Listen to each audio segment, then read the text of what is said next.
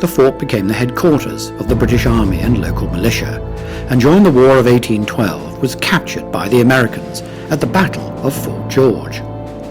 However, it was retaken 8 months later. It has remained in Canadian hands ever since, and only ceased having a military presence in 1965. Both forts are now National Historic Sites.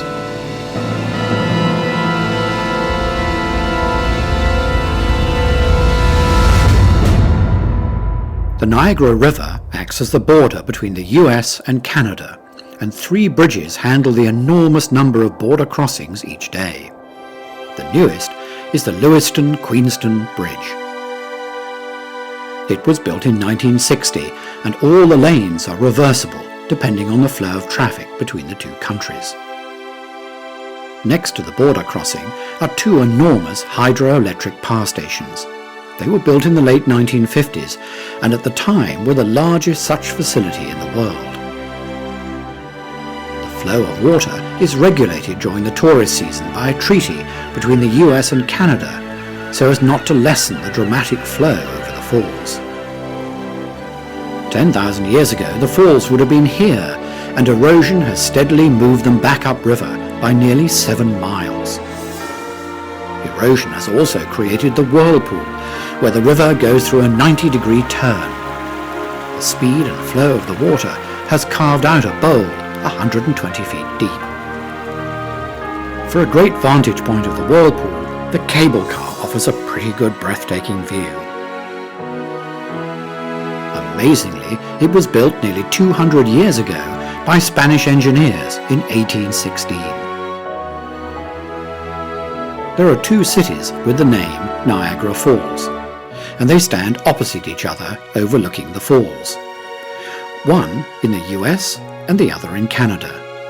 Both came into prominence at the end of the 19th century due to tourism as well as industry, which used the massive amount of power generated by the river. Visitors in their thousands come to see the falls, and many hotels and restaurants have been built to take advantage of the view. Perhaps the most dramatic is the Skylon Tower. Built in the 1960s, it is 520 feet high and offers dramatic views, particularly of the American Falls. The Niagara Falls are divided into 2 major sections, separated by Goat Island.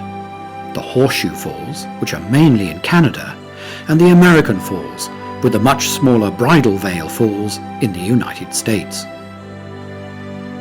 The American Falls only receive about 10% of the flow from the Niagara River, with the rest dropping over the Horseshoe Falls. The height of the falls is just under 200 feet, and the length of the relatively straight lip is roughly 900 feet. In 1969, the US Army Corps of Engineers blocked the flow of water for 6 months to see if they could prevent erosion by removing the talus, the sloping mass of rock fragments at the base of the falls. It was decided to leave it alone and let nature take its inevitable course.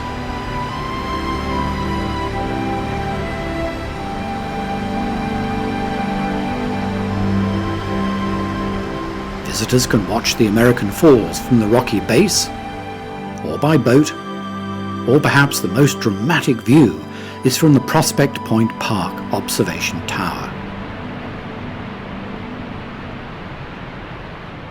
Even more impressive are the Horseshoe Falls.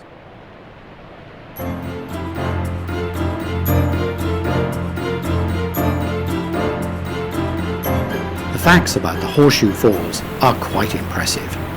It's over 2,000 feet wide around the curve. At the center, the water is 10 feet deep and passes over the crest at 20 miles an hour. The height of the falls is around 180 feet, and the depth of water below the falls is almost the same at near 190 feet.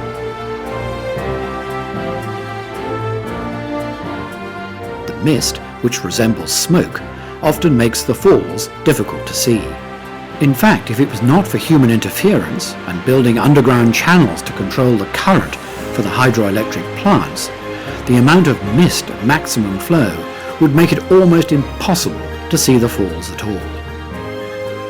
In 1829, Sam Patch jumped from a tower to the gorge at the bottom of the falls and survived. He started a long tradition of daredevils going over the falls. A 63-year-old woman called Annie Edson Taylor was the first person to actually go over the falls in a barrel in 1901. She survived. Just. Since then, there have been several attempts, some successful and some fatal. Anyone attempting it today and surviving will be arrested and face stiff fines. In 1960, visitors watched in horror as a 7-year-old boy, Roger Woodward, was swept over the falls with only a life vest. He had been playing upstream with his sister, who was plucked from the river only 20 feet before the falls. He survived, and ever since, his incredible ordeal has been known as the Miracle at Niagara.